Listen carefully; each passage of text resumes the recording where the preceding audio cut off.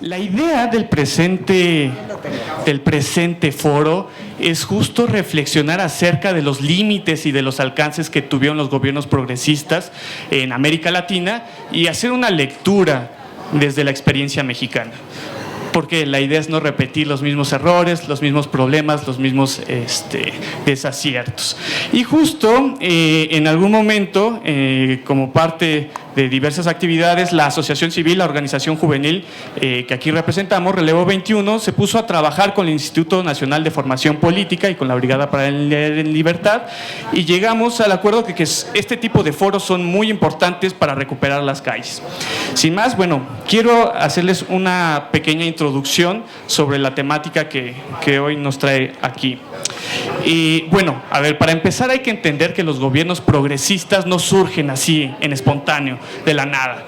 Hay una serie de procesos y de acumulaciones de las fuerzas sociales y de las fuerzas políticas para que pues se pudiera dar este ciclo, ¿no? Este momento. Podemos hablar de que es un periodo que inauguran sobre todo los movimientos sociales, ¿no?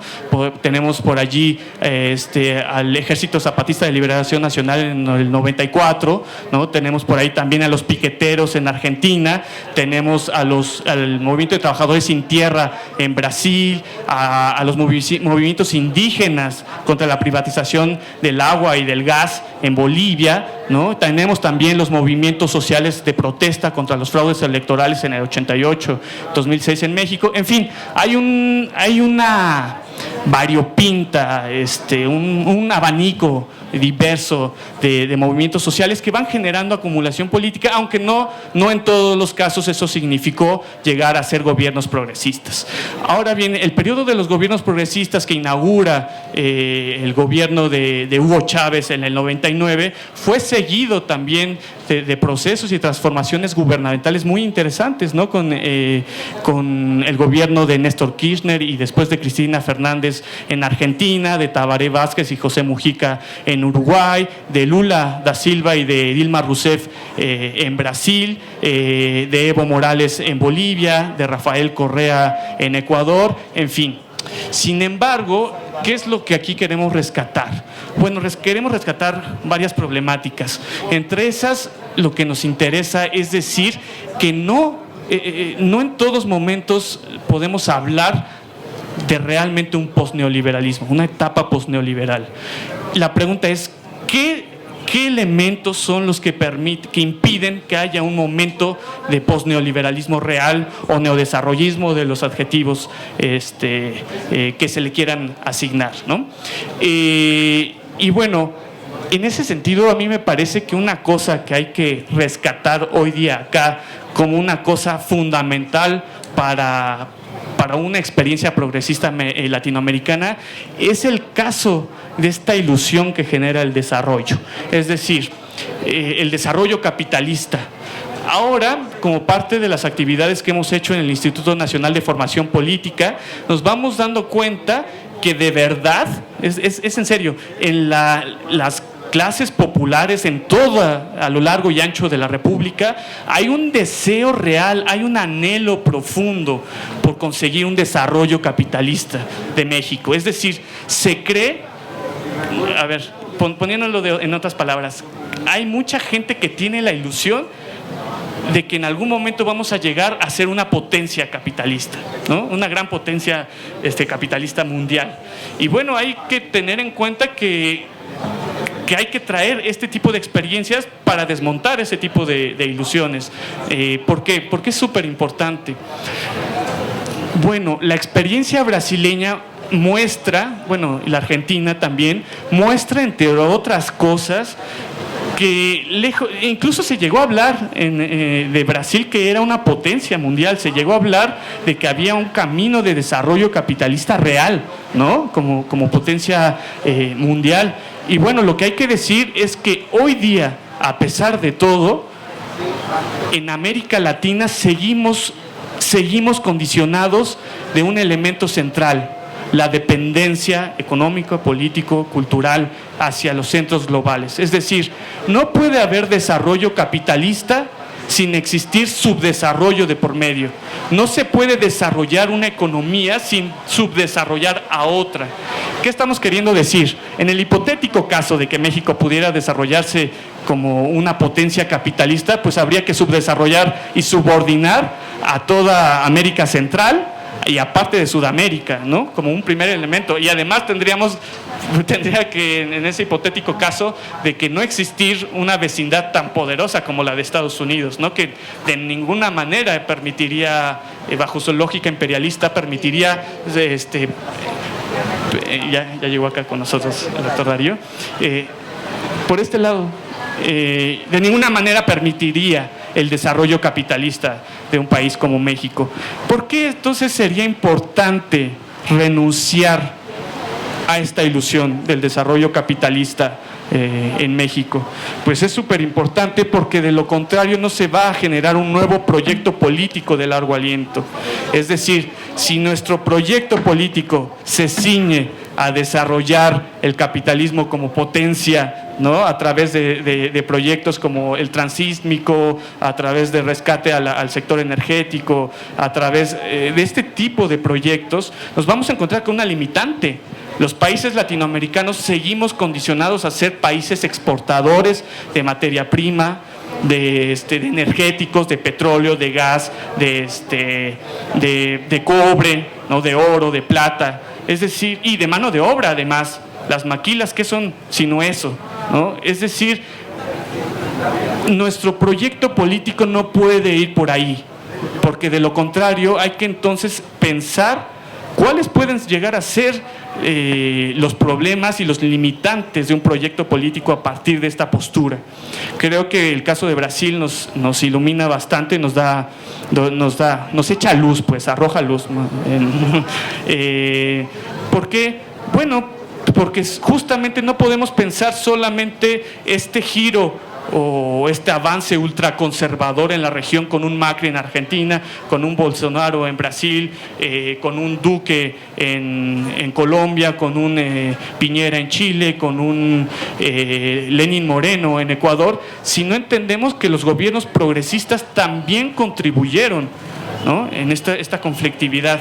No significa, claro, que todo sea a partir de eso. Hay complicaciones, hay complejidades en la lógica del imperialismo, los cambios en los ciclos de reproducción de capital mundial, etcétera, ¿no? Sin embargo, sí es importante entender que hubo una ruptura entre los gobiernos y los movimientos sociales, entre Estado y sociedad civil. Hay una ruptura importante que hay que pensar a largo plazo. ¿Para qué? Para que en México se pueda pensar también un proyecto político de largo aliento. En fin, esto es más o menos un panorama de lo que queríamos rescatar acá y pues nuestros ponentes nos van a comentar cosas bien interesantes. Gracias.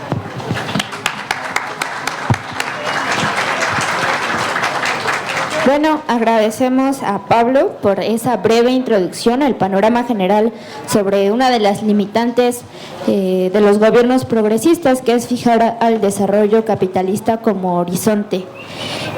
Ahora le voy a ceder la palabra a la doctora Beatriz Stolowick. Ella es profesora e investigadora del Departamento de Política y Cultura en la UAM Xochimilco y es doctora en estudios latinoamericanos por la UNAM.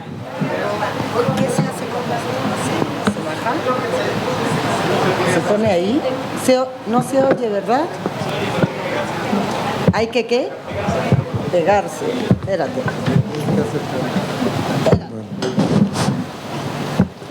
¿Ahora sí? ¿Ahora sí? Bueno, muchas gracias por la invitación. Buenas tardes a todas y todos. De verdad es un honor estar aquí. Yo voy a hacer un puente entre lo que dijo Pablo y con lo que yo quiero plantear, y es, a ver, esa cantidad en la lista, Pablo, en tu lista faltó el triunfo del Frente Farabundo Martí para la Liberación Nacional en El Salvador en 2009, después de haber luchado con las armas contra la dictadura en El Salvador, 200,000 muertos en Centroamérica. Pero el panorama hoy cambió. Esto que tú dices es que un poco porque a veces creemos que estamos hablando todos y nos entendemos, es que esos importantísimos proyectos y procesos gobiernan un tiempo y hoy día de todos esos gobiernos solo permanecen Evo Morales en Bolivia. Ahora viene una elección este año difícil, yo espero que gane, pero las encuestas no muestran un margen tan amplio como antes. Queda el Frente Amplio en Uruguay y también hay ciertos equilibrios, ¿sí? Acaba de perder tristemente la elección el Farabundo, Lula está preso, destituyeron a Dilma en Brasil, en fin, quedan pocas de esas experiencias y entonces sucede que este triunfo maravilloso en México hoy es tema central para toda América Latina y el Caribe. La gente mira hacia México, es la gran esperanza regional, continental, y claro, surgen comparaciones todo el tiempo. Más de los compañeros de otros países, cuando miran hacia México, quieren ver si Andrés Manuel se parece a este o al otro, a quién sabe qué. Y aparte de este asunto, lo digo porque un maravilloso triunfo popular también puede terminar en una derrota, triste derrota como en Brasil, ¿sí? Entonces, ahora nos toca a nosotros mirar qué ha pasado en esos países y a ver qué podemos extraer. Como este tema y tantos países y cada proceso con muchas diferencias, con esto podríamos echarnos unos meses acá, encerrados, toda la temporada de lluvia, quedarnos acá. Entonces, yo quiero ser respetuosa con la propuesta de los compañeros, de ajustarme al tiempo, por respeto a ustedes, y además quiero ser un poco más precisa, porque ustedes se lo merecen, y entonces preparé mi intervención, no es muy glamuroso, así que buena onda, pero la precisión en estos análisis cuenta, sobre todo, como decía Citlali, si después de luchar 50 años hemos triunfado, hay que tomarse las cosas en serio, ¿verdad? Bueno, ahí va. Entonces empiezo comentando esto, que cuando pensamos esta nueva realidad en México a la luz de otras experiencias latinoamericanas, tenemos que evitar hacer comparaciones muy simples. Esto que apenas comienza ocurre 15 o 12 años después de aquellos triunfos electorales. Aquí se llega al gobierno cuando la destrucción de nuestro país ha avanzado mucho más.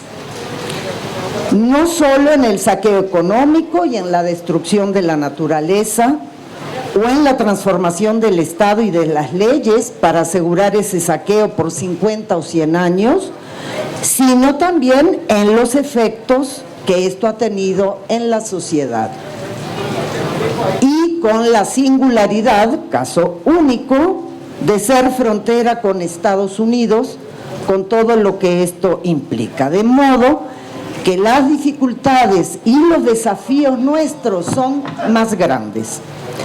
Pero esta diferencia de tiempo, 10, 12, 15 años, también nos permite aprender de esas experiencias y esto no hay que desaprovecharlo.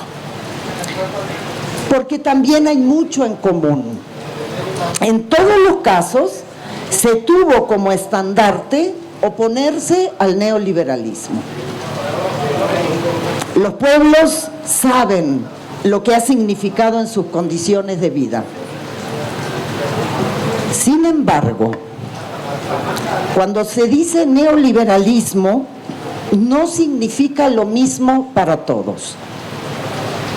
Hay que tomar en cuenta que desde finales de los años 90 se formularon críticas al neoliberalismo desde los grandes centros del poder capitalista, como el Banco Mundial, el Banco Interamericano de Desarrollo, y presentaron ellos lo que decían eran las alternativas al neoliberalismo. Esas ideas y propuestas las fueron imponiendo en nuestros países como un modo de pensar los problemas y sus soluciones. Y aquí cabe decir que esas ideas no son malas solo porque vengan de afuera. Para empezar, porque esas ideas y propuestas las elaboraron latinoamericanos, entre ellos mexicanos. Esas ideas y propuestas convienen a los intereses de los grandes empresarios de nuestros países, que son de adentro y también son de afuera porque son transnacionales. Y además son difundidas como supuestas verdades científicas en los sistemas educativos internos, también en los nuestros, ¿verdad?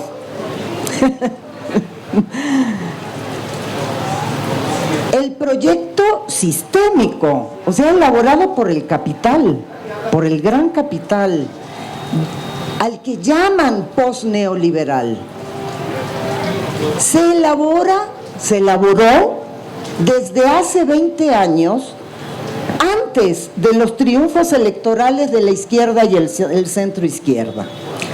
Fue presentado incluso como la alternativa progresista. Lo hicieron cuando las luchas populares desnudaban a los gobiernos y partidos de derecha que perdían adhesión electoral. Con sus ideas y propuestas buscaban permear a la izquierda y al centro izquierda para que sus posibles triunfos electorales no significaran peligros para los intereses del gran capital. Hay que decir que en unos países influyeron más que en otros. Ya tendremos que ver acá, pero no será hoy.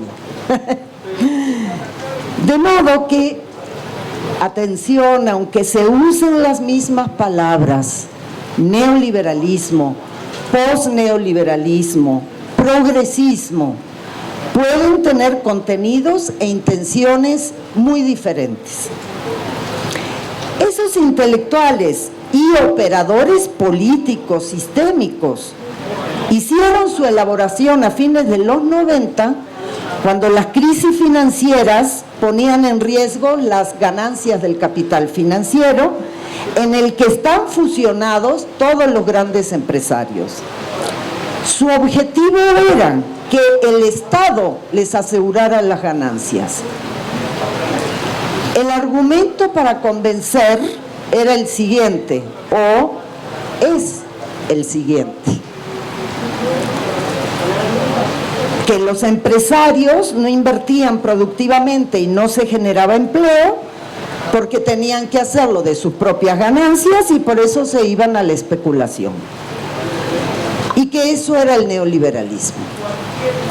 Y que para salir del neoliberalismo el Estado debía animar, así decían, había que animar a los grandes empresarios a invertir. El Estado debe financiar la mayor parte de esas inversiones y tiene que asegurarles ganancias por largo tiempo, con contratos de hasta 50 años renovables por otros 50 más. Tiene que financiar esas inversiones con el presupuesto público y con los fondos de pensiones. Y para animar todavía más a los empresarios, el Estado tiene que reducirles los impuestos. ¿En qué se harían las inversiones para que fueran más redituables y seguras? En infraestructura de comunicaciones y transportes, electricidad, petróleo, megaminería, agua, agricultura de transgénicos, negocios inmobiliarios, etcétera. Es decir, asaltando, tomando por asalto el territorio. Decían que esta sería la base de un nuevo desarrollo.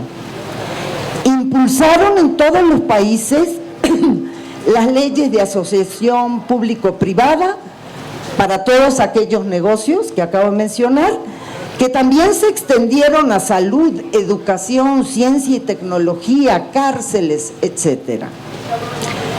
En nuestro país están vigentes esas leyes de asociación público-privada, las estatales y la federal, que son la base legal de esos contratos leoninos que ha denunciado el presidente y que funcionan tal como lo ilustró hoy en la mañana el ingeniero Jiménez Espriu sobre el aeropuerto de Texcoco.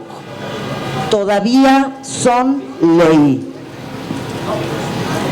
El otro argumento fuerte de esa supuesta alternativa progresista post-neoliberal, elaborada desde la derecha, es que hay pobreza porque el neoliberalismo ha excluido a las mayorías, lo que además es causa de inestabilidad política. Y que para salir del neoliberalismo hay que incluirlas a esas mayorías. Entonces, la palabra inclusión aparece por todos lados como lo contrario al neoliberalismo. Uno escucha inclusión y dice, ¡ay, ya salimos! ¿Sí? Pero, ¿qué tipo de inclusión? Perdón. Inclusión al mercado como consumidores.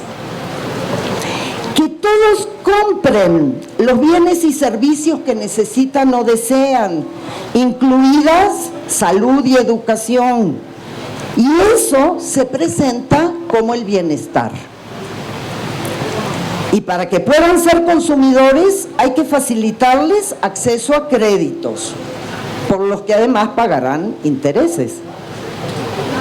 Y para eso se establecen las leyes de inclusión financiera y los programas de educación financiera.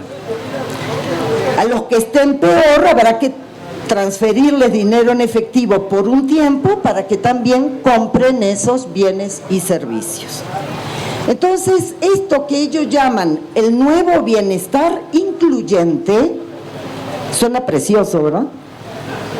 Tal como lo plantean, no se basa en derechos colectivos. Consiste, como ellos dicen, en que todos puedan salir adelante por sí mismos como emprendedores. Y así dejarían de ser pobres y pasarían a ser una, así la llaman, nueva clase media. Pero hay que cambiar mentalidades y para eso hay que transformar la educación, que solo tiene que dar capacitación para insertarse en el mercado bajo esas lógicas.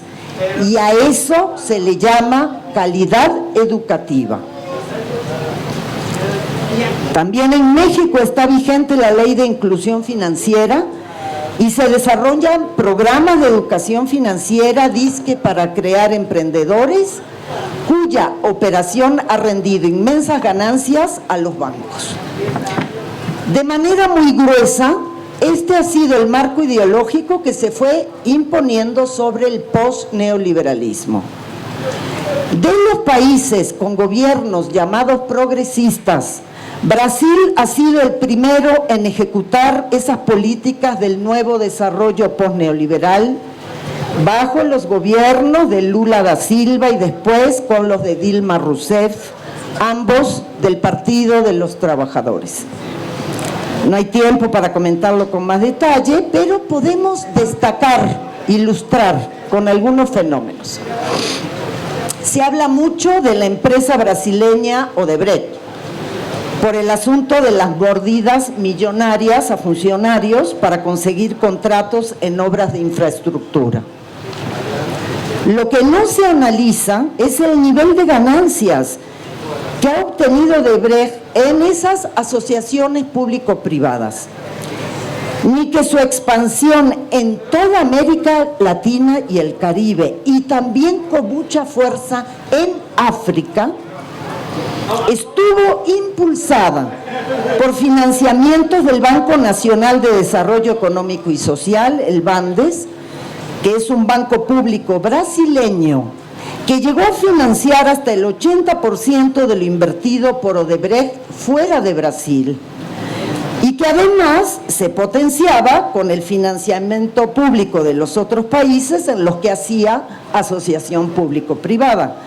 Es decir, que obtuvo inmensas ganancias sin poner capital propio, como recomendaban desde hace 20 años. Eso era salir del neoliberalismo. Y no es la única empresa brasileña en esas condiciones. ¿Cómo no iban a estar animados esos grandes empresarios que aparecían como aliados del nuevo desarrollo postneoliberal? Esos aliados fueron los que hicieron delaciones premiadas sin pruebas, usadas de manera ilegal por jueces como Sergio Moro para encarcelar al expresidente Lula. Y antes, mediante un golpe parlamentario, con sus partidos destituyeron sin pruebas a la presidenta Dilma e instalaron a su vicepresidente Michel Temer, otro aliado que pertenece al partido Movimiento Democrático Brasileño y que ya en la presidencia emprendió una ofensiva antipopular.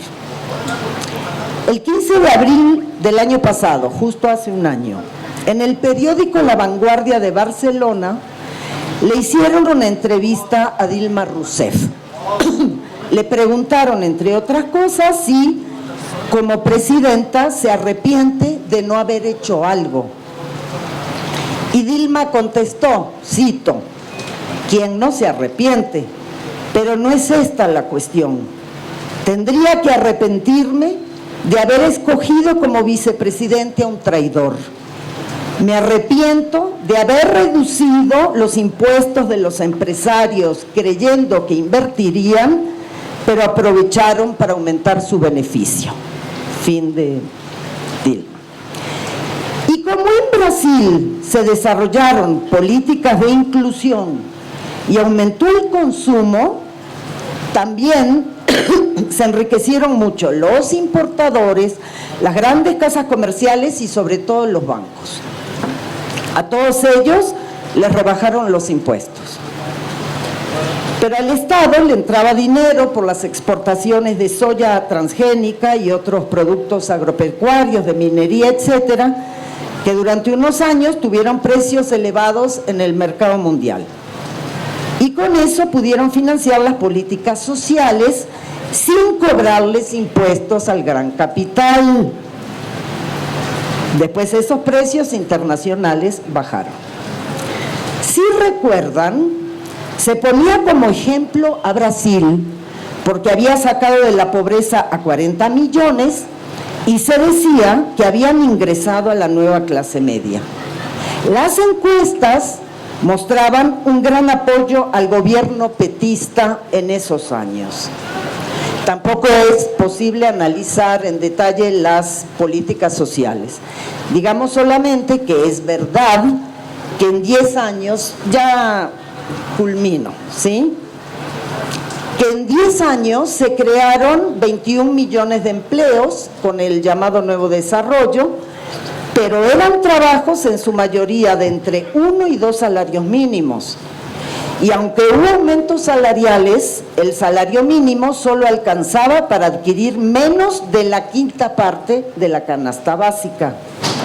También hubo importantes programas de apoyo monetario a las familias más pobres y pensiones para adultos mayores, que mejoraron sus terribles condiciones, aunque también equivalían a un salario mínimo.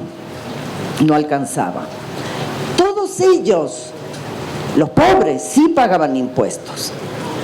Muchos millones de brasileños que de esas formas salían de la extrema pobreza pudieron consumir más, pero el mayor impulso al consumo se dio con crédito con intereses muy altos.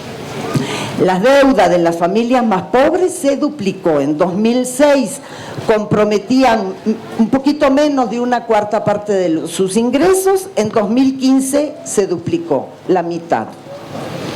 Pero la gente estaba contenta porque consumía. ¿Qué consumían? Principalmente celulares y electrodomésticos importados. En 2003 solo el 10% de los hogares más pobres tenía celular. 10 años después ya era el 80% que tenían celular. Pero más de la mitad de esos hogares no tenían drenaje o agua potable. Pero estaban contentos. ¿Y qué pasó? Que muchos de ellos votaron por Jair Bolsonaro, ese militar de ultraderecha que ha insultado a los negros, a las mujeres, que son la mayoría de los pobres. Ese militar fue votado por muchos de los que fueron insultados. Y en esto, la experiencia brasileña también nos deja enseñanzas. Primero, que la mejoría de ingresos y consumo individual no genera por sí misma mayor conciencia política. Porque ser consumidor no hace automáticamente a alguien un ciudadano. El ciudadano es el que se preocupa por los problemas de todos. El consumidor, en cambio, busca individualmente satisfacer su deseo por algún objeto y una vez que lo logra, ya no le importa nada más.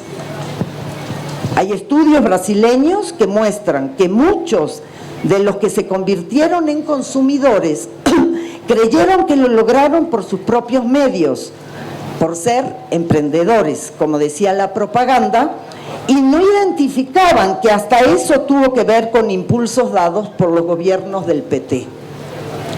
Desde luego hay mucho más para analizar, pero en estos pocos minutos he querido plantear que es muy importante tener una perspectiva más amplia para pensar nuestros propios problemas y las propuestas de cambio que se hacen. Que cuando se habla de salir del neoliberalismo y entrar en un post-neoliberalismo, las palabras por sí mismas no nos dicen todo. Que entre las más nobles intenciones se filtran concepciones y proyectos que van en dirección contraria a esas nobles intenciones. Que para empujar y defender los cambios es necesaria una ciudadanía consciente y organizada, que no basta con la aprobación individual que registran las encuestas. Y que todo esto vale la pena construirlo, porque lo que se ha logrado 15 años después, con este contundente triunfo electoral en México, no debe ser dilapidado por mera complacencia. Pero la responsabilidad es de todas y todos nosotros, no solo de quienes ocupan funciones de gobierno. Por eso, bienvenidas sean iniciativas como estas para pensar juntos y muchas gracias por permitirme compartirlo.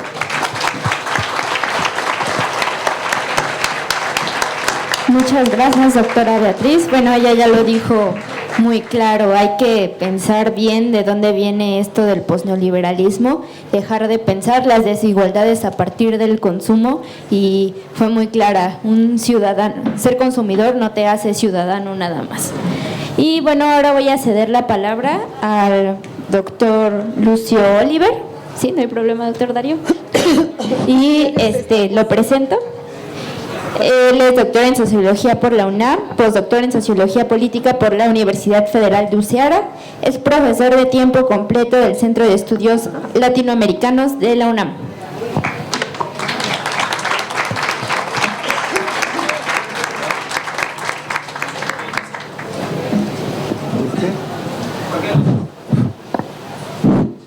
Está bien.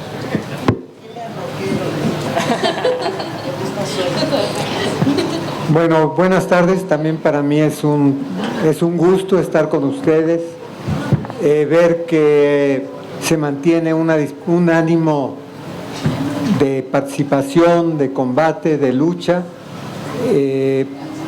después de los primeros meses de un nuevo gobierno, después de haber manifestado colectivamente la disposición a que en México prevalezcan otras políticas distintas a las de los últimos 30 años. Esto es muy importante y en ese mismo sentido, la invitación que se nos ha hecho para participar trayendo las experiencias de algunos gobiernos de América del Sur resulta muy útil, resulta muy alentadora, muy importante para aprender de la experiencia. Lo primero que quiero decir es que la primera lección de esas experiencias progresistas que hoy están mermadas es que en ellas, en esas experiencias, la sociedad se desligó de la responsabilidad de ser el elemento generador de cambio. Fíjense qué preocupante lección. La sociedad se comportó cómodamente como una sociedad remolcada, como un furgón de cola de los acontecimientos a la que los gobiernos tenían que ofrecer mejoras y resolver sus problemas. Pero eso llevó a que las sociedades se distanciaran de los asuntos de la transformación, se acostumbraran a esperar que la iniciativa viniese de los gobiernos y los individuos tranquilamente esperaban de los dirigentes las directrices y las propuestas.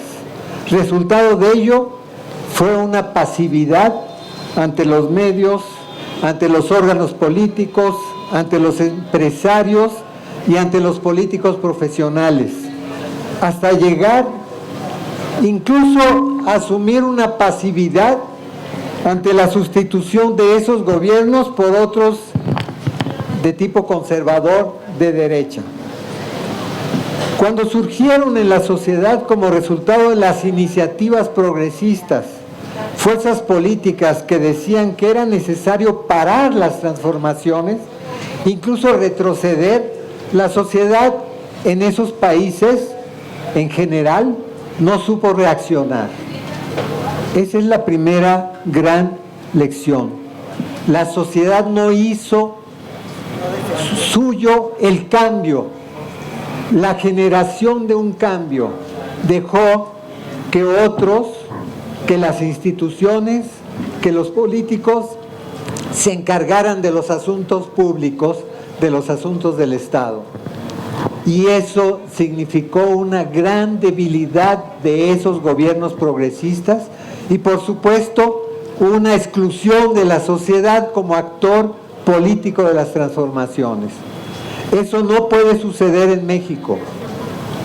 En segundo lugar, estamos planteando que la iniciativa, la propuesta, la organización propia de la sociedad es fundamental, pues los líderes progresistas, como lo evidenció la experiencia en gran parte de los países de América del Sur, desarrollan una visión de la política real que algunas veces los lleva a sentirse cómodos con eso que se ha llamado la pequeña política y dejan en olvido la gran política, es decir, aquella política que puede hacer avanzar en enfrentar los grandes problemas nacionales y aquellos problemas que se llaman estructurales del capitalismo dependiente de nuestras sociedades y de la subalternidad ideológica, del bajo nivel educativo,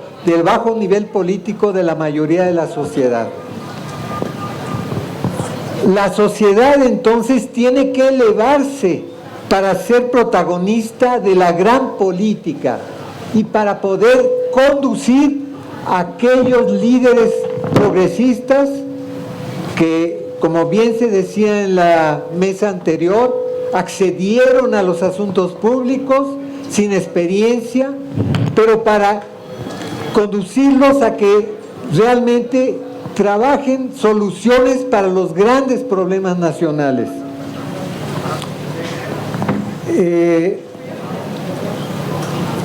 Los gobiernos progresistas se plantearon políticas de reforma. Se plantearon políticas de reforma por una apreciación adecuada de que no era el momento de una revolución. No había las condiciones de una revolución, sino de una reforma o de varias reformas que fueran transformando poco a poco a la sociedad. ¿Por qué adecuada? Porque para una revolución se necesitan condiciones internacionales y condiciones de cohesión interna nacional muy fuertes que no existen en América Latina hoy. Entonces fue adecuado el plantearse una política de reformas para transformar sus países, pero la lucha política demuestra que las reformas tienen que ser algo más que la posibilidad de administrar con progreso y justicia los asuntos del Estado. Se requiere una gran fuerza de la sociedad capaz de apoyar a los gobiernos para que vayan más allá, para que esas reformas se generalicen en todos los ámbitos de la vida social y de la vida del Estado. Para que haya reforma de los medios de comunicación, del Poder Judicial, del Poder Parlamentario, de las políticas públicas, es decir, no basta decir vamos a introducir una reforma que enfrente la corrupción, que es evidentemente un terrible mal que afecta a la sociedad.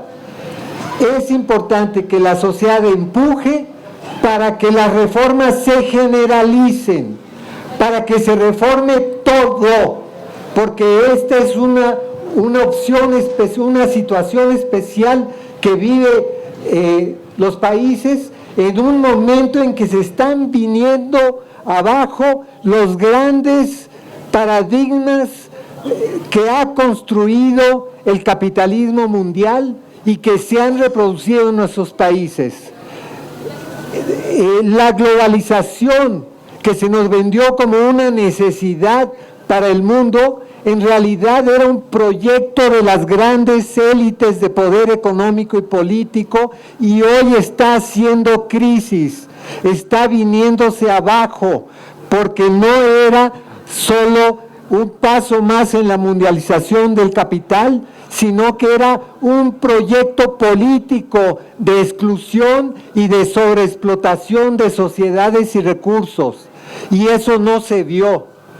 Por lo tanto, no se plantearon reformas profundas para hacer frente al capitalismo real que prevalece en nuestras sociedades. Se plantearon tímidas reformas que nunca se pensaron generalizar para cambiar la relación entre Estado y sociedad civil, para que la sociedad se hiciera de la política, se hiciera del programa político de las transformaciones y empujara a las reformas en todos los aspectos de la vida social.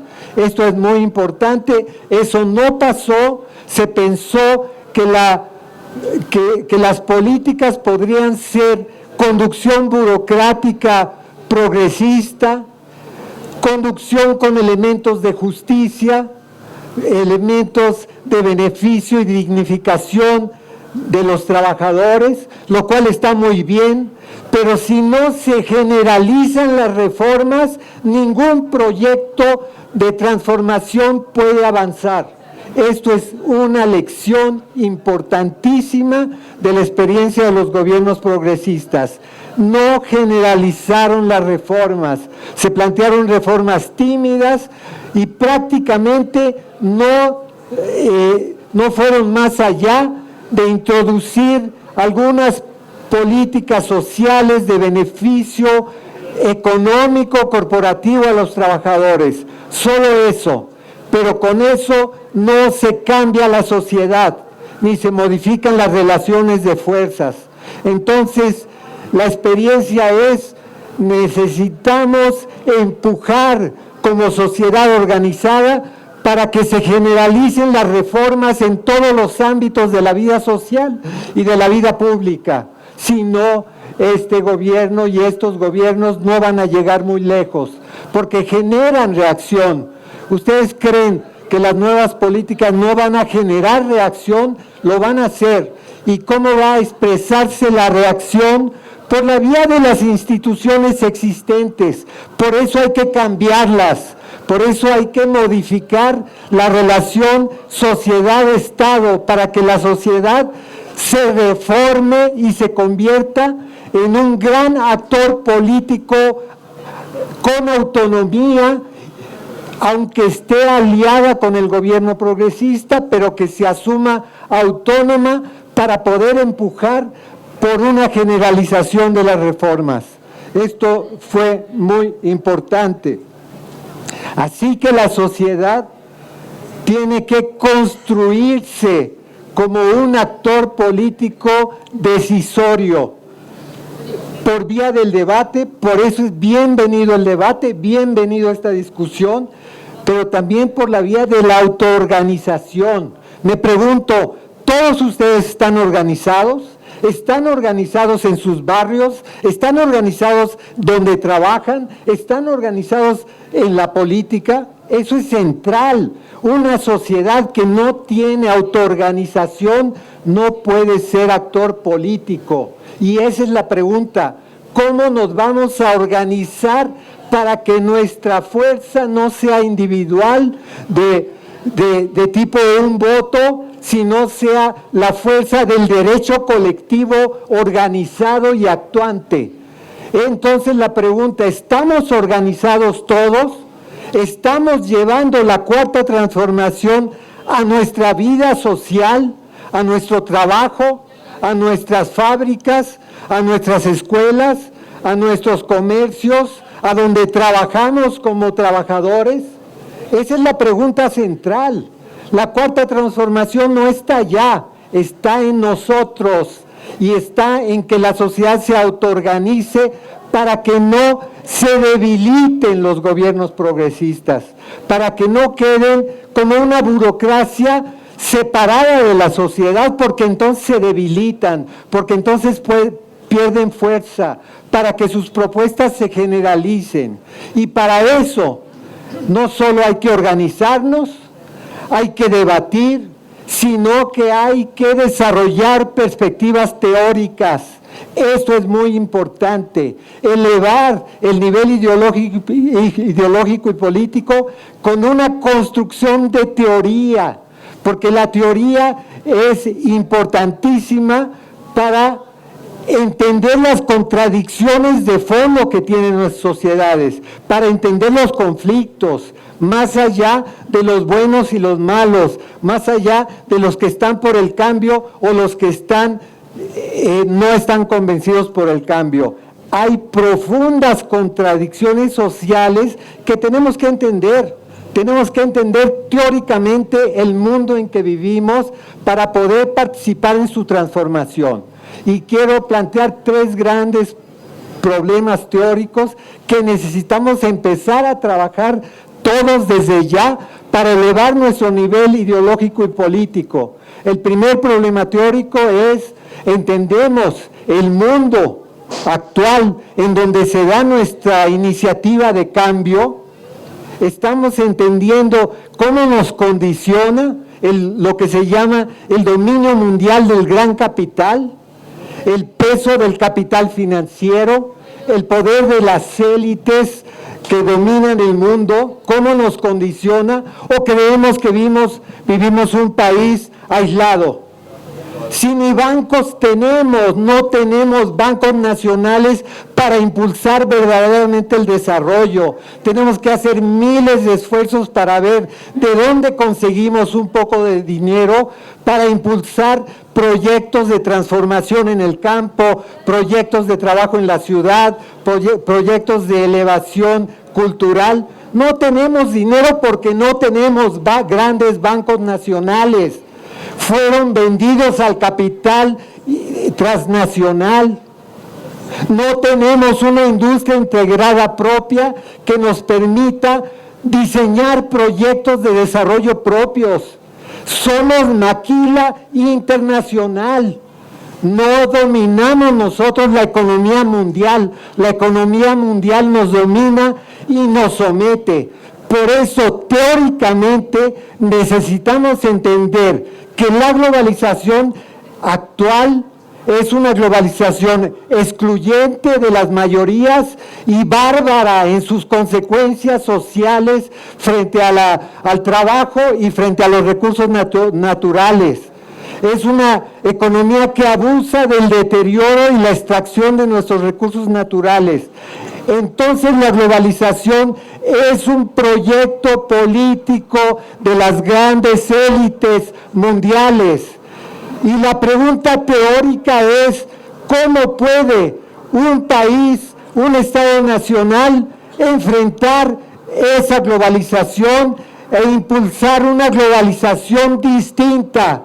Una globalización donde los trabajadores organizados tengan un peso, donde los intelectuales progresistas y los políticos progresistas tengan incidencia real cambiando la relación mundial. ¿Cómo? Vamos a esperar que se defina la lucha entre el imperialismo estadounidense y la economía china para ver si tenemos algún espacio, o vamos a desarrollar teóricamente nuestra propia concepción de lo que debe ser un mundo global, de lo que debe ser un capitalismo mundial con participación decisoria de los trabajadores. Ahí está nuestro problema teórico y tenemos que pensar todos los días este gran problema teórico, porque si no nos vamos a enfrentar que no tenemos, que estamos en un capitalismo dependiente y subordinado, donde no tenemos el sartén por el mango ni la capacidad de decidir las cosas. Podemos hacernos grandes ideas, pero realmente vamos a enfrentar un capitalismo mundial terrible, que cuando nos vea débiles va a hacer un intervencionismo como el que está haciendo en Venezuela. ¿Queremos eso o queremos tener resuelto por un desarrollo teórico propio qué tipo de mundialización queremos, qué tipo de globalización queremos? Ese es el primer gran problema que nos atañe a todos. Un segundo problema es el problema del Estado. El Estado no es simplemente un aparato que puede empezar a generar políticas progresistas y justas. El Estado, todo Estado es una relación de fuerzas. Como decía Poulantzas, es una relación condensada de fuerzas. Y ahí viene la pregunta, ¿cuál es la fuerza popular en México? ¿Qué fuerza tenemos para cambiar una relación de fuerzas que hasta ahora ha impuesto esas políticas de capitalismo dependiente y de neoliberalismo? ¿Tenemos fuerza? ¿De qué depende que tengamos fuerza? ¿De qué depende que podamos ser conductores de un Estado que exprese una fuerza popular? ¿De unas votaciones con buenos resultados? ¿O de que la sociedad se convierta en el actor político fundamental del Estado? Cuando logremos que la sociedad sea la que determine las directrices del Estado, vamos a tener fuerza. Pero tenemos una historia que va contra eso, porque en la historia de México siempre ha dominado el Estado que en realidad es el poder de los grupos económicos y políticos dominantes, siempre ha dominado. Y la sociedad ha estado permanentemente subordinada, subalterna.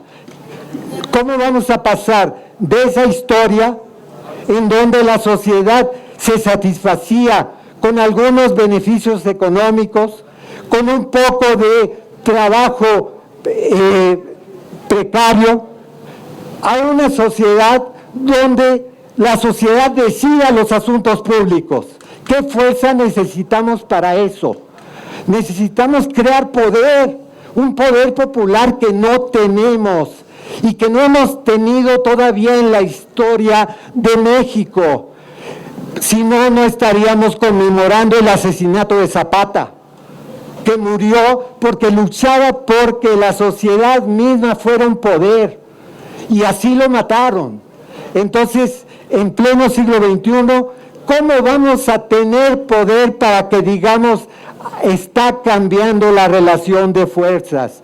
Las instituciones ya expresan por primera vez en la historia de México una fuerza popular organizada, con programa político, con conciencia, con ideas de cómo seguir avanzando en la transformación y cómo cohesionar a la sociedad para defenderla en el mundo, para aliarse con otros gobiernos que tengan ese mismo propósito. Eso significará, se llama cambio en la relación de fuerzas, y es un problema teórico, porque implica a la economía, la política, la cultura, la ideología. ¿Cómo estamos pensando teóricamente cambiar la relación de fuerzas? Convertir estas masas precarizadas que somos en una fuerza política verdadera, capaz de conducir el Estado. Ese es el gran problema teórico. Eso no lo resuelve una votación, lo resuelve la organización, lo resuelve el debate, lo resuelve la capacidad de ideas que tengamos para pensar de otra manera las cosas. Ese es el segundo elemento importante. El tercer elemento que quiero plantear es que la sociedad debe estar abierta a los movimientos sociales para constituir junto con ellos una fuerza política nueva que acompañe a los gobiernos progresistas. Y eso significa entender que los movimientos sociales mexicanos se han construido en una lucha de un bajo nivel político. ¿Por qué bajo nivel político? Porque en general los movimientos sociales se ven ante la situación del viejo Estado, de aquel Estado del siglo XX, en donde luchaban por tener algunos beneficios corporativos económicos principalmente y ya. Es decir, los movimientos sociales no se planteaban el problema político en su conjunto. Y nosotros tenemos que contribuir a que los movimientos sociales no se planteen sus intereses inmediatos económicos como problema central, se planteen el problema de la relación de fuerzas, el problema de construir una nueva fuerza política en la sociedad con todos, una elevación de lo económico corporativo, de lo familiar, de lo inmediato, a un diseño político, a una comprensión de lo que es el verdadero poder como relación social, como relación de fuerzas. Esto es muy importante porque exige un fenómeno, una comprensión teórica de este proceso que se puede caracterizar como catarsis, es decir, como el momento en que se dejan de lado los aspectos inmediatos, locales, económicos, corporativos, para tener una visión de poder en su conjunto, para ver el problema del país como un problema de relación política en su conjunto. Y esto es difícil porque durante todo un siglo nos hemos acostumbrado a ver lo inmediato como lo principal, lo local como lo principal.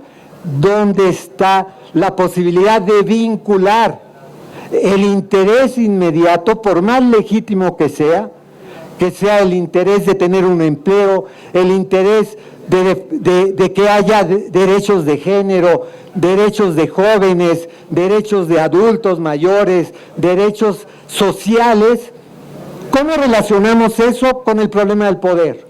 Y con un problema de un poder de mediano plazo, un poder que no se derrumbe en 6 años. ¿Cómo le hacemos? Ese es un problema teórico que requiere la unidad consciente y organizada y política de la mayoría de la sociedad. ¿Por qué?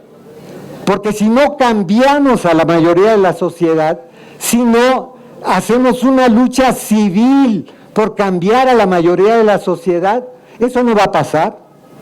Y la sociedad va a pensar que quien da el trabajo es el capital, son los empresarios, y no se va a enterar de que la producción de la riqueza moderna son los trabajadores. Pero si asumimos eso, la pregunta es ¿por qué? Si los trabajadores son quienes producen la riqueza, ¿por qué la educación no recoge ese aspecto? ¿Por qué la salud no recoge ese aspecto? ¿Por qué el empleo no recoge ese aspecto? Necesitamos otra concepción de las cosas, otra concepción del mundo, una que diga el trabajador es el creador de la riqueza moderna. Y a partir de eso, ¿qué mundo podemos construir? Esa es una transformación ideológica de la sociedad. Otra sociedad civil, distinta, que entienda que no es el capital el que da el desarrollo. Son los trabajadores organizados creando la riqueza. Y eso se tiene que expresar en otras concepciones de todo. Es decir, necesitamos una reforma intelectual y moral. Si no hay reforma intelectual y moral, olvídense que este cambio solo va a durar 6 años y ya. Pero nosotros queremos algo más. Queremos crear un poder para muchos, muchos más años. Queremos crear un poder para participar como dirección mundial de la globalización, de otra globalización, para que nuestras futuras generaciones crezcan con dignidad, con soberanía, con autonomía de pensamiento y con capacidad crítica. Si no desarrollamos en la sociedad una capacidad crítica, nunca vamos a llegar a ningún lado. Eso se llama reforma intelectual y moral, que urge que empujemos, que transforme nuestras concepciones. Bueno, eso no se hizo en los gobiernos progresistas de América del Sur. Dejaron que las ideas, que la política fuera de especialistas que servían a intereses particulares, sobre todo vinculados con empresas o con organizaciones del capital, como ya se dijo en estas concepciones del supuesto postneoliberalismo. No, nosotros necesitamos crear una capacidad crítica en nuestra sociedad. ¿Cómo le vamos a hacer? Ese es el problema teórico. ¿Cómo le vamos a hacer para que mi familia piense con criticidad, con una idea crítica, para que mis amigos piensen más allá del nuevo partido de fútbol, para que nuestros amigos vean lo que se está jugando en la historia de este país? Eso se llama generar capacidad crítica, ¿ya? Bueno, son 3 problemas: el problema de la globalización, el problema de la relación de fuerzas y el problema de la capacidad crítica. 3 problemas teóricos que tenemos que hacer nuestros para transformar este país y apoyar a que un gobierno progresista se traduzca en décadas de avance por la vía de reformas profundas en este país. Gracias.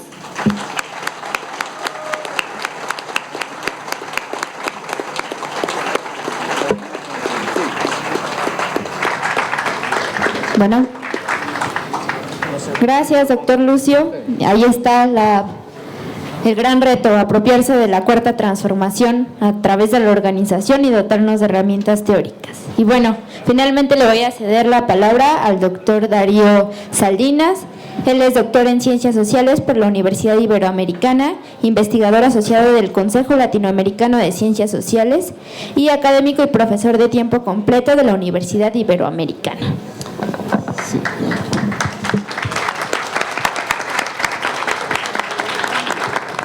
Sin protocolo, yo me veo obligado a agradecer la posibilidad de esta interlocución con ustedes,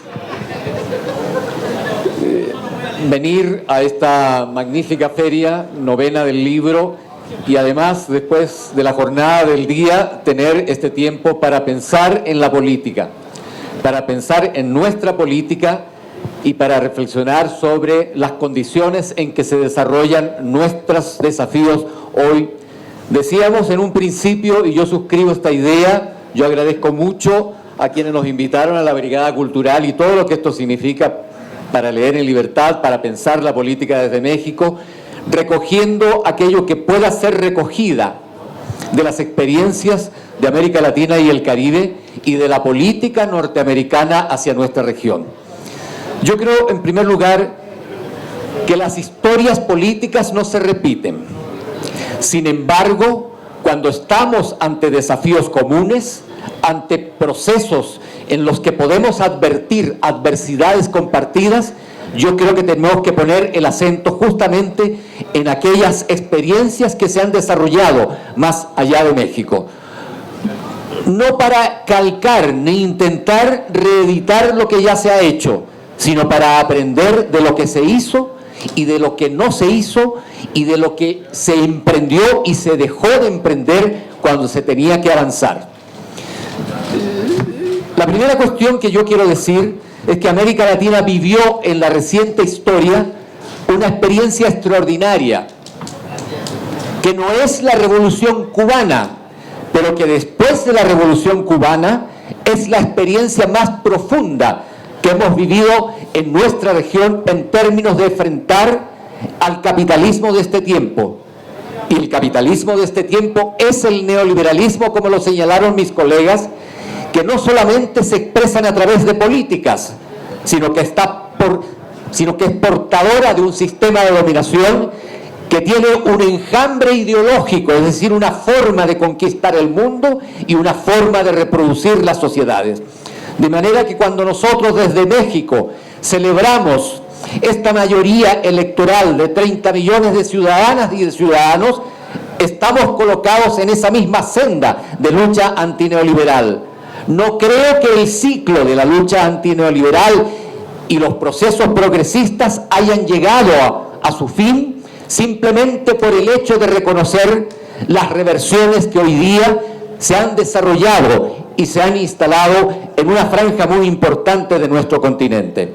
Yo creo que México llega en ese mismo flujo de preocupaciones antineoliberales, hoy con el triunfo extraordinariamente importante de saberse gobierno para proyectar políticas distintas, políticas cualitativamente diferentes a las que han predominado, a las que han hegemonizado durante los últimos 35 años en este país.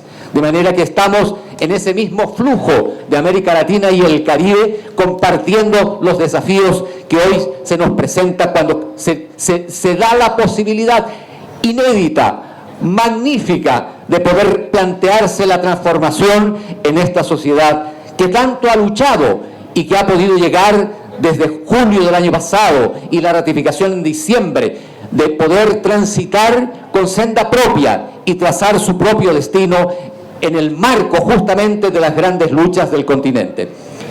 La segunda cosa que yo quiero destacar es que los gobiernos progresistas en América Latina, hoy ciertamente en reflujo, todos, sin excepción, han conquistado electoralmente el gobierno.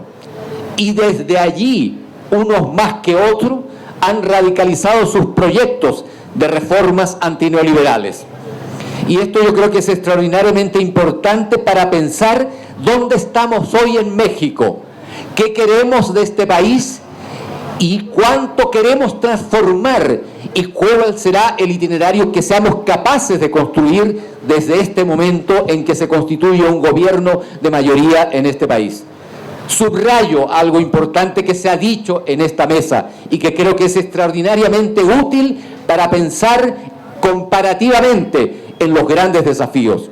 México, a igual que los gobiernos progresistas en América Latina hoy en reflujo, ha conquistado el gobierno. Ha podido construir una mayoría electoral conjuntando voluntades muy diversas. Se ha roto con el abstencionismo, extraordinariamente importante, y hoy estamos situados ante el umbral de transitar por una senda de reformas cualitativamente diferentes. Sin embargo, yo creo que es importante subrayar algo que se ha dicho y hay que volverlo a repetir.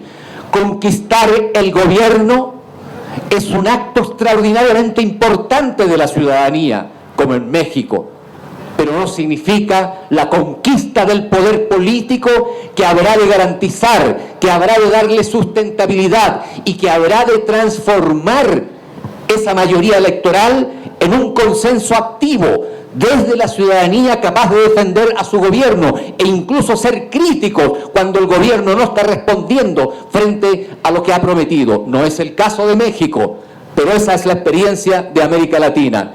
Yo no creo que ningún gobierno progresista en América Latina haya renunciado a sus propósitos de transformación, pero sí creo que lo que ha ocurrido en muchos de esos países, Brasil, Argentina, Paraguay y otras sociedades, es haberse encontrado en la disyuntiva de poder avanzar con las propuestas de reforma, transformar las relaciones de poder y darle mayor sustentabilidad a aquello que posibilitó su triunfo. Porque yo quiero decir una cosa muy importante: si podemos hoy evaluar crítica y autocríticamente el desarrollo de gobiernos progresistas en América Latina, no solamente porque haya surgido una figura extraordinaria como Hugo Chávez, una figura extraordinaria como Lula, como Cristina Kirchner, como Fernando Lugo en Paraguay. Los méritos de estas dirigencias políticas no están en tela de juicio. El problema es otro: cómo transformar esa conciencia profunda de sociedades neoliberales que ha instalado en cada masa encefálica, en cada cabeza, una forma individual de resolver los problemas de la sociedad. Hoy podemos decir con aire reflexivo y con mucha prudencia que la lucha antineoliberal en América Latina avanza hasta donde la conciencia antineoliberal lo permita. Y eso me parece que es un punto extraordinariamente importante para reflexionar, para pensar y para discutir con cabeza propia desde este momento óptimo que vive la política en México. Nosotros hemos visto, en el caso de Brasil, que aquí se ha mencionado, en el caso de Argentina, por señalar estas dos sociedades que han avanzado extraordinariamente en términos de la disputa por el excedente económico que da la sociedad estructurada en forma capitalista. Y esa disputa por el excedente ha generado reformas importantes en el campo de la seguridad social, en el campo de la educación, en el campo de las reformas, del sistema de la vivienda. Pero el poder político neoliberal está intacto en cada una de esas sociedades. En tercer lugar, yo quisiera señalar que ese momento de reversión en América Latina es perfectamente identificable. Y no quiero desarrollar ninguna política conspirativa en el sentido de que el adversario nos ha ganado, el adversario ha impuesto su política. El problema probablemente que tenemos que pensar es cómo no medimos, no anticipamos que el adversario de todas maneras va a desarrollar su propia política y va a estar aprendiendo probablemente mucho más que nosotros en términos de rearticular sus propias fuerzas. Eso explica cómo en el 2009 se produce un golpe de Estado en Honduras y cómo el gobierno de Manuel Zelaya es un gobierno progresista, un gobierno prudente, un gobierno que transformó, que intentó transformar las relaciones oligárquicas, que buscó nuevas formas de establecer mecanismos de integración. No hay que olvidar que fue miembro del ALBA.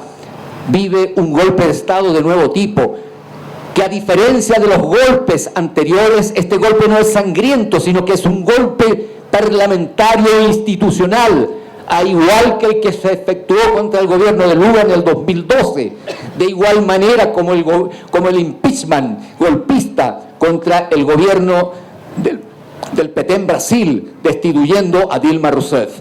Es decir, tenemos que estar pendientes de cómo nuestros avances están siendo leídos por los enemigos del cambio, los enemigos de la transformación. Y en eso actúa la política norteamericana, actúa cada una de nuestras oligarquías en los espacios nacionales. Estos avances no son observados con prudencia ni de brazos cruzados por quienes tienen mucho que defender, por defender el establishment, las estructuras de poder, y porque el Estado no se ha tocado un ápice desde el punto de vista de los soportes como estructura de dominación, ni menos cuando se plantea formas libertarias de relación en las sociedades y un camino emancipador como el que está planteado también en México. Entonces nosotros, me parece que cuando tenemos la posibilidad de una reflexión sobre nuestras experiencias y sacar lecciones de cómo en América Latina y el Caribe se han podido retrotraer momentáneamente, porque estos retrocesos tampoco son de una vez para siempre, pero sí se han podido retrotraer porque la derecha ha podido hacer una lectura probablemente más precisa de nuestras insuficiencias. Y creo que en el análisis de nuestras insuficiencias tenemos que poner en primerísimo lugar el estado en que se encuentran nuestras conciencias. Esta pregunta que hacía nuestro colega, ¿cómo queremos vernos en 6 años más en México? ¿Qué queremos tener como país en México? ¿Y cómo queremos relacionarnos con América Latina y el Caribe? Yo creo que esa pregunta hay que hacerse, y eso pasa efectivamente por ver el estado de nuestras conciencias, la consistencia que tiene cuando nosotros decidimos un camino diferente, como el que se ha decidido en México y se está llevando a cabo en medio de 20.000 dificultades, porque las dificultades que enfrenta México son exactamente las dificultades que han enfrentado y siguen enfrentando los procesos antineoliberales en América Latina y el Caribe. Yo quería señalar, porque también en el desarrollo de pensar cómo estamos hoy desde México, también pasa por este sentimiento latinoamericanista. México siempre ha sido muy sensible a los acontecimientos de la región, aun cuando el establishment y la clase dominante y el partido gobernante hegemónico hasta ayer ha mirado siempre el norte como si fuera sinónimo de integración regional. Pero hoy día en México nuevamente estamos observando con mucha expectativa la manera como se recupera la doctrina Estrada, cómo se recupera el principio de no intervención, cómo se recupera la necesidad de establecer relaciones políticas y diplomáticas para enfrentar las diferencias que surgen en nuestros países y en los propios procesos políticos. Ese es un gran avance, ese es un avance con prudencia, pero hacia una mejor forma de relación que América Latina está esperando de México. Por eso, junto con esta reflexión y con estas grandes preocupaciones, sin sacar cuentas alegres, yo celebro la posibilidad de un encuentro como este y ojalá seamos capaces de seguir cultivando para pensar en el futuro de México de cara a los procesos políticos de América Latina y en solidaridad con los grandes desafíos del continente. Muchas gracias.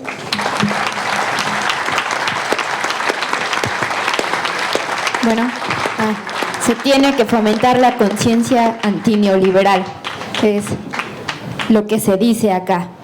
Bueno, vamos a abrir una ronda de 3 preguntas.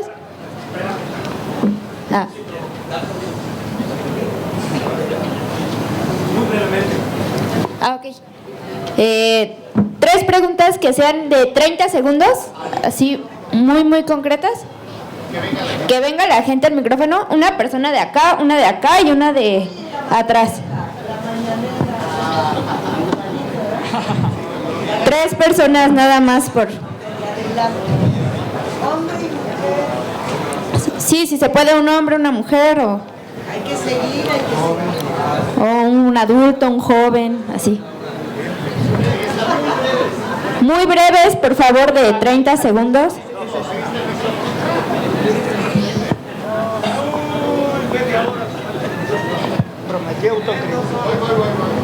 A ver, compañero.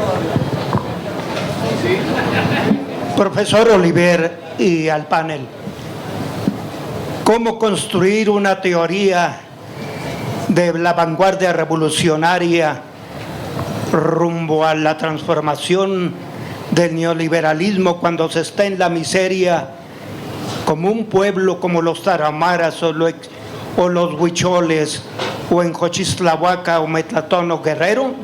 Primera pregunta. Porque no hay tiempo de construir teorías viviendo en la miseria. La élite académica ha sido su error y su limitante. Vivir allá en las aulas lo que no se vive en la realidad. Segunda pregunta a todos y termino. Nada más una pregunta, por favor, para que todos podamos participar. Es que me está como la mañanera, no. Gracias. Bueno, mi pregunta va en relación a cómo estamos viendo la situación de los jóvenes. Ellos están volteando a ver formas de trabajo diferentes.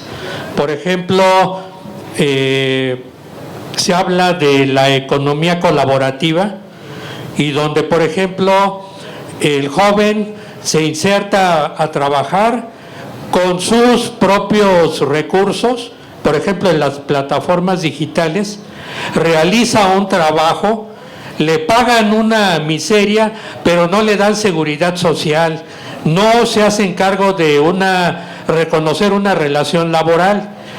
El joven cree que eso es muy bueno porque dice: trabajo las horas que yo quiero, llego a la hora que quiero y me voy cuando quiera. Pero esa es una manera diferente de ver el capitalismo y está atrayendo a las grandes masas de jóvenes. Entonces, yo creo que también nosotros tenemos que hacer un análisis de esa nueva manera de trabajar.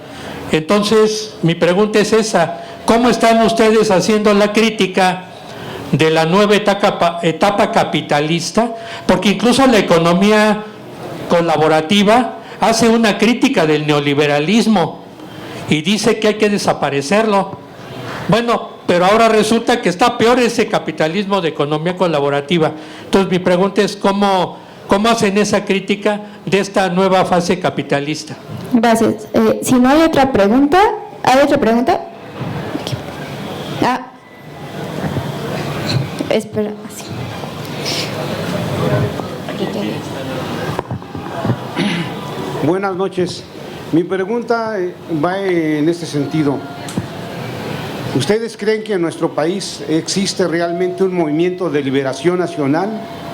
Que los diferentes movimientos que hay en nuestro país, el movimiento campesino, el movimiento indígena, el movimiento estudiantil, el movimiento popular y el movimiento en general de todo el pueblo de México, está marchando al mismo ritmo que está el gobierno actual ejerciendo sus funciones? Porque yo veo una participación de la sociedad muy exigente, ¿no? Quieren el cambio ya, pero no se incluyen del todo en ese cambio. Pero esa es más que nada mi pregunta, que si ustedes creen que existe en nuestro país realmente un movimiento de liberación nacional, y si no existe, tenemos que construirlo. Gracias. Gracias. Ahora voy a ceder la palabra a los ponentes en orden de participación. ¿En orden? Sí, de participación para... ¡Qué miedo! Bueno, a ver. Yo discrepo, es tertulia, ¿verdad? Yo discrepo, ¿puedo? Ya. Pero no soy Jorge Ramos. Yo discrepo un poco, no del contenido, sino de la formulación tal como se plantea de construir la teoría. Porque así suena como algo sumamente abstracto, como algo que está fuera. Me parece que la tarea es de todos y tiene razón el compañero, usted, ¿verdad?, que habló. Tiene razón el compañero que a veces hay sectores de la academia que se aíslan. Para mí, la construcción de conocimiento, la búsqueda de explicación, la búsqueda de soluciones es un fenómeno mucho más colectivo que el de la academia. Pero hay una realidad, que para conocer ciertas cosas hay que dedicarle mucho tiempo. Yo siempre le digo a los chavos, mientras nosotros estamos aquí, hay gente que está cultivando lo que comes, etcétera, ¿no? Entonces no estamos acá nomás de juguete y le tenemos que dedicar mucho tiempo, pasión y sacrificio, porque los trabajadores no pueden estar sentados leyéndose todo esto. Entonces me parece que el gran desafío es construir una articulación que no es una cosa por encima, sino que se trabaja todos los días desde las experiencias cotidianas de la gente. La gente a lo mejor no puede explicar ciertas cosas con categorías teóricas, pero sí sabe cómo se los están fregando. Y nosotros nos enteramos en nuestra investigación del problema de la minería, de esto y el otro, sobre todo cuando la gente se levanta, lucha y denuncia. Es un ida y vuelta. Bueno, yo no voy a decir más del asunto. Sobre los jóvenes, el compañero, es un desafío inmenso, porque a los jóvenes los tienen embelesados con este asunto. Pero no son solo los jóvenes los que padecen esto. Ustedes saben que este asunto de la vigilancia en Google, de que si hay pornografía, esto y otro, hay 2 millones de trabajadores desde su casa que pusieron la computadora, la electricidad, que no están 5 horas, están 14, 15 horas, porque son ellos los que hacen la búsqueda, no es una máquina mágica. Y les pagan 50 centavos de dólar por encontrar y anular. Y ellos dicen 14 horas diarias. Luego, en Europa, los trabajadores de Amazon están haciendo huelga. Entonces, también nuestra tarea con los jóvenes es hacerles conocer y reinterpretar su propia realidad. Pero no es fácil y pues tenemos que crear y tenemos que aprender a reconocer lo nuevo. Yo nunca tengo recetas, para mí la gente es la que tiene que ir encontrando. Si tenemos en nuestro país un movimiento de liberación nacional como movimiento articulado, no.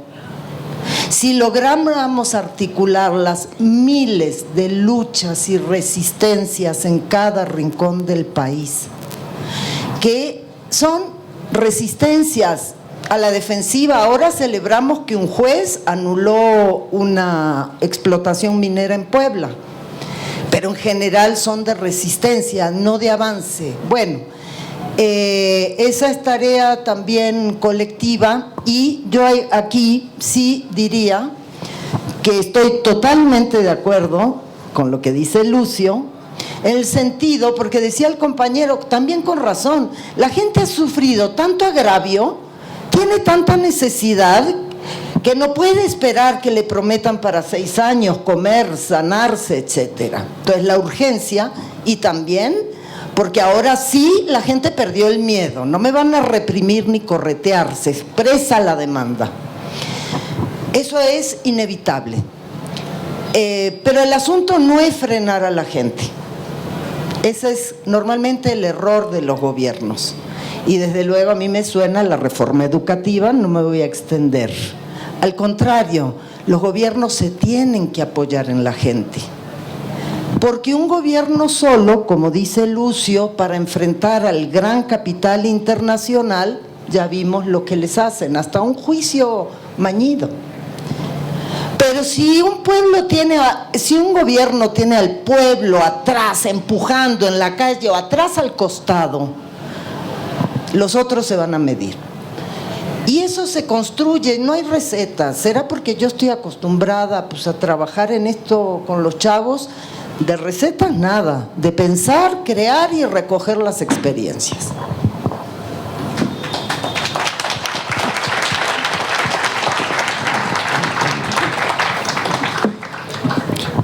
Bien, yo sí estoy convencido en que la sociedad produce teoría o la sociedad es subordinada y subalterna a las clases dominantes y a los grupos dominantes. ¿Por qué?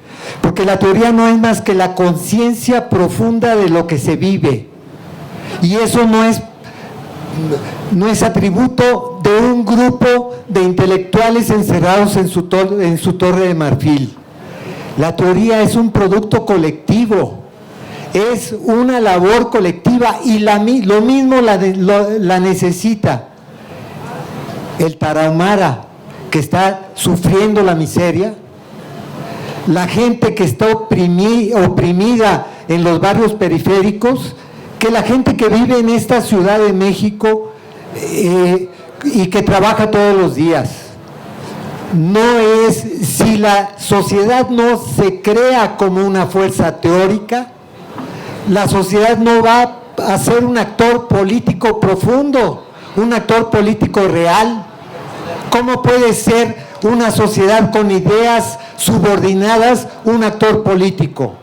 Para ello requiere transformarse, y generar teoría significa elevar su nivel de conciencia, significa establecer relaciones, conocer la relación entre los fenómenos inmediatos y lo histórico, tratar de entender el mundo con criterios que vayan más allá de lo bueno y lo malo, pero no, eso lo necesita toda la sociedad, y esa es una necesidad urgente de teoría. Yo planteé, la sociedad necesita plantearse problemas teóricos, no porque vaya a traer una vanguardia revolucionaria que está trabajando esos problemas teóricos en los cubículos de las universidades, no, porque ella necesita elevar su comprensión de lo que vive, y solo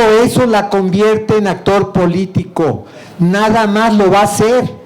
Si la sociedad renuncia a ser creadora de teoría, estamos aceptando que va a ser una sociedad subordinada. Necesitamos construir teoría todos. Cuando se hablaba de derechos colectivos, esos derechos colectivos necesitan crearse con conciencia teórica.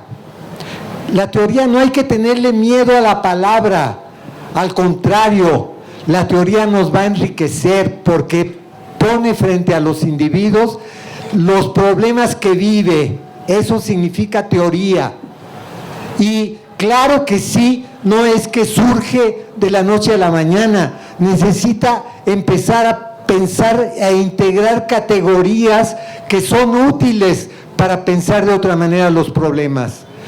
El Estado, por ejemplo, se puede ver de una forma no teórica, como simplemente un poder que se impone sobre la sociedad, pero se puede ver teóricamente como una relación de fuerzas. ¿Qué queremos? ¿Que la gente viva siempre pensando al Estado solo como un poder externo que sobre la sociedad, o que lo entienda teóricamente como relación de fuerzas? Claro que se necesita que toda la sociedad aprenda a entenderlo teóricamente como relación de fuerzas para ubicarse como parte de esas fuerzas que van a cambiar la orientación del Estado. Entonces, no son fenómenos que no requieran teoría, requieren teoría. La globalización misma requiere entenderse teóricamente como un proyecto político de las élites dominantes a nivel mundial. Eso es hacer teoría. ¿Qué no necesitamos esa visión? Necesitamos asumir críticamente la visión que nos quieren imponer de que la globalización no es más que una fase natural de la vida mundial contemporánea. Claro que no. Necesitamos teoría para entenderla como proyecto de élites que nos están dañando y que queremos otra globalización, y eso es teoría. Es decir, necesitamos un movimiento social teórico, no importar teóricos de otro lado. Que la sociedad desarrolle una comprensión de sus problemas con un contenido teórico. Y lo otro, también necesitamos entender la situación de los jóvenes desde el punto de vista teórico, como parte de una sociedad, un sector de una sociedad dominada por las grandes corporaciones mundiales de la comunicación y del uso particular de la ciencia para acumular capital. ¿O no necesitamos que los jóvenes entiendan que esas corporaciones dominan a la sociedad entera? Claro que sí, y eso significa hacer teoría. La teoría está, en la elevación de la comprensión de nuestros problemas y nada más. Eso es avanzar teóricamente todos. Gracias.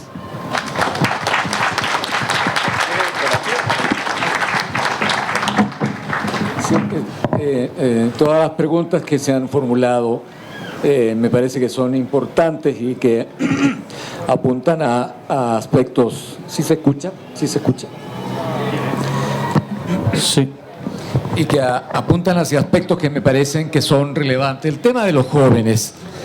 Yo no sé si los jóvenes de México son tan diferentes a los jóvenes de otros países de América Latina. Ese grupo etario que vive hoy de forma muy similar en prácticamente todos nuestros países, que tienen expectativas bastante parecidas. Yo creo que es importante pensar esa situación, porque finalmente esos cambios demográficos que se aspiran no van a ser necesariamente muy diferentes de los cambios políticos que hoy día se están proyectando.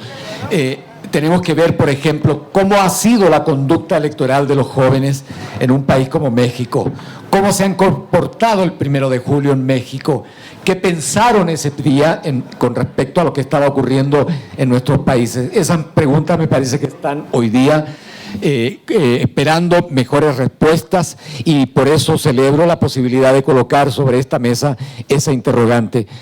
Ahora, yo quería hacer un señalamiento que creo que aun cuando se haya tocado es extraordinariamente importante para un país como México.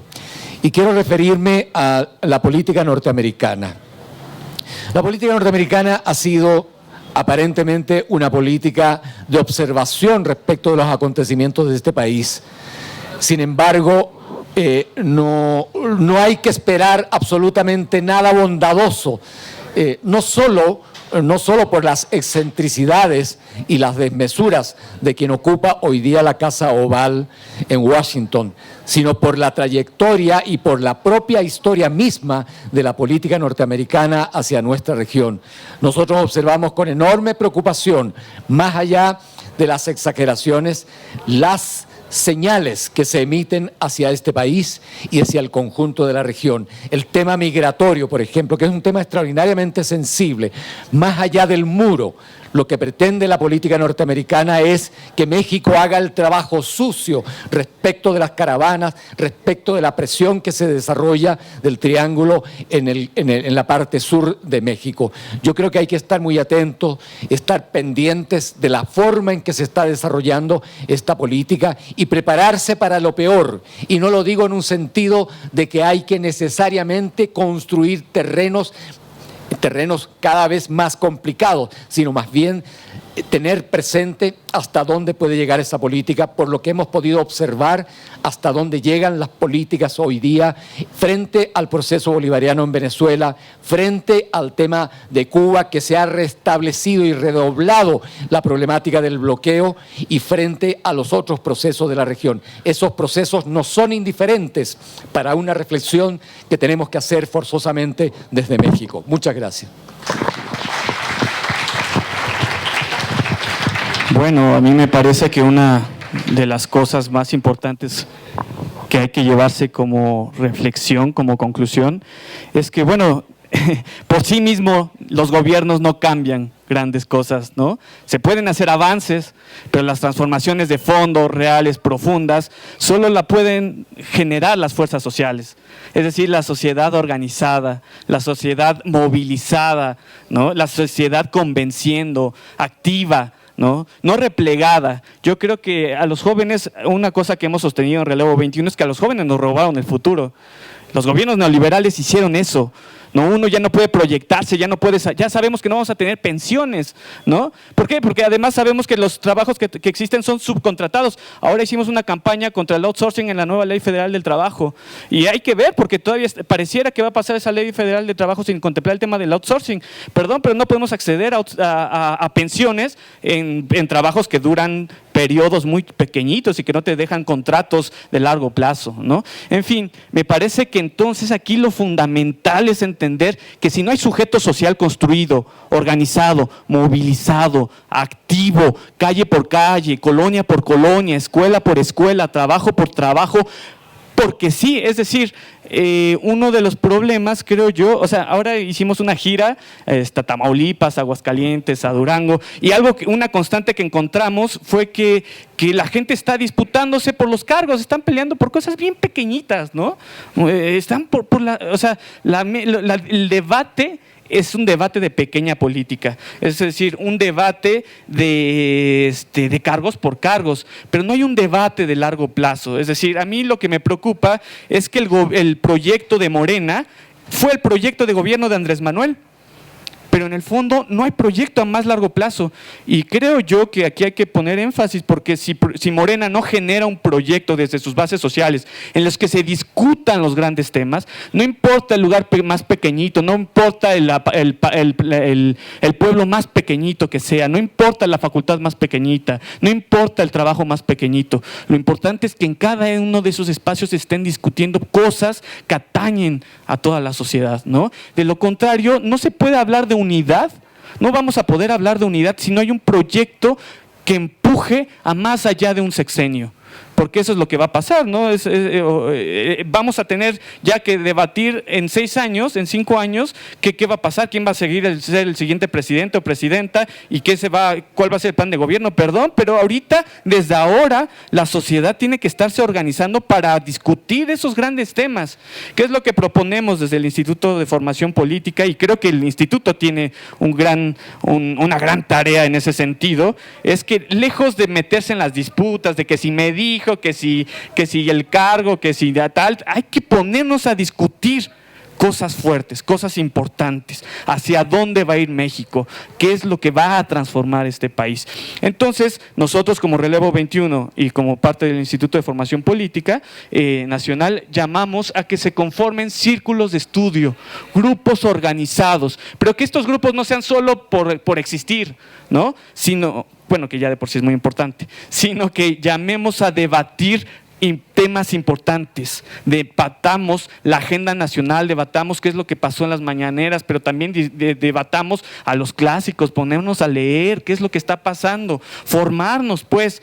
Si no atendemos a la formación política con miras a formar un proyecto político de largo aliento, que no sea solo un proyecto político de gobierno, ¿no? Sino un proyecto político de sociedad, de las clases sociales subalternas, de las clases populares de largo plazo, bueno, yo creo que entonces puede que nos coma de nuevo la coyuntura, al igual que ha pasado en otros países, y bueno, el gran reto es que no tenemos que permitir que aquí tengamos un Bolsonaro. Aquí no podemos tener un Bolsonaro ni en 6, ni en 12, ni en 24 años. Nuestro gran reto es preparar a la gente, prepararnos como sociedad para que nosotros empecemos a tomar las decisiones de lo público, empezar a tomar las calles, empezar a tomar las escuelas, las explanadas. Eso, por ahí debe de ir la disputa. Pero bueno, pues agradecemos a todas, a todos su participación y cerramos aquí con Marcela. Gracias. Bueno, agradecemos a todos que nos acompañaron en esta tarde.